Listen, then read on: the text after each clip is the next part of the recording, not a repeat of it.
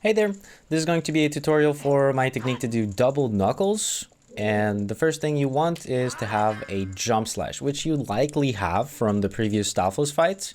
If you don't, you can do it after opening the door, but remember that for my example, I already have it. You want to open the door in the middle. You see that big cross on top of Link's head? That's kind of your leniency, so it's really big. Don't worry too much. Rush to the door, open it, and let's get going. The camera is not exactly behind Link, so I'm going to be targeting before turning around to make sure that my backwalk goes straight in the middle. And then I'm going to backwalk up until I'm on the first step. I want to be on the very edge of the first step, preferably. It's going to make things more consistent. We'll talk about that later. When the knuckles take damage, they go bright red, just like this. So as you can see, the first stab doesn't turn them red.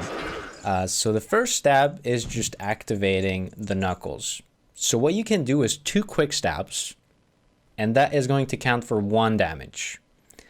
After they get damaged, they're invulnerable for a little bit, and then you can put a second one before rolling through. So 1, 2, 3, roll through.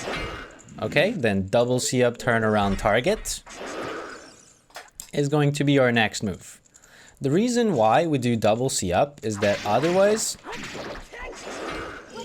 we would be targeting them, which changes the camera angle and, you know, makes the rest not work. Double stab, wait, 1 more stab, roll through. Where do we want to stop to roll through? We want to stop around here. So the cue I use is this horizontal line right here between the 2 squares, this horizontal line.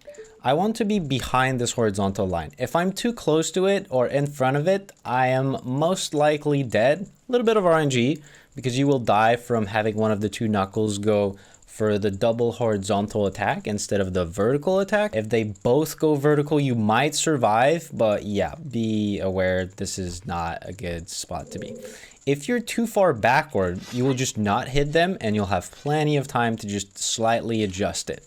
So what's going to be happening after we roll through, double C up, turn around? After that, I'm going to give them 2 more damage and they're going to be turning around to face me, okay? And I don't want to give them a 3rd damage before they are facing me because I would risk them to do one of the quick attack that is programmed to be done when you are behind them. And this is unavoidable and will kill you immediately. So I'm gonna do 2 damage, wait, and then go for a 3rd one. And after that 3rd one, they will be in sync and I will just have to stab right in front of me until both of them are dead. Let me try to do it.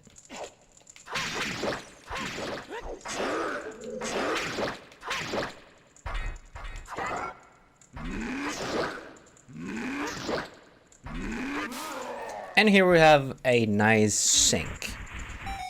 Okay, so that's what you would like to happen in this case. They're nicely in sync and you've been waiting between the 2nd and the 3rd damage after being here. Now, let's say, so I have a save state right here that is going to show that sometimes when you activate and do the 2 damage, it can happen that one of them does not get the 2nd damage. More often than not, it's the 2nd damage that misses. I think if you're on the very edge of the step, it happens less. So I'm going to try to be a little bit at the back, and to make sure that it fails, I'm not going to hold up. Let's try this. 1, 2, missing one on the left, so I just carry. So as you can see, I noticed that the white knuckle was missing 1 hit. And after I roll through, turn around, I do 2 stabs to both of them. And then I have some waiting time before the 3rd one. So I want to use that waiting time to actually hit the one that is missing 1 hit, which gets them back into sync. And then I can just carry on the fight normally. Okay? So that's my technique for doing double knuckles. The double C up is the interesting part. Gives you a nice vision, but you're trading that for a little bit of a time loss. What I think is good is to learn this technique just to get more familiar with the mechanics of the two knuckles. And after you've learned this, then you're probably confident enough and knowledgeable enough to try to do faster things that you could see on speedruns or other techniques. Okay, have a good time with this and see you in another video. Ciao, ciao.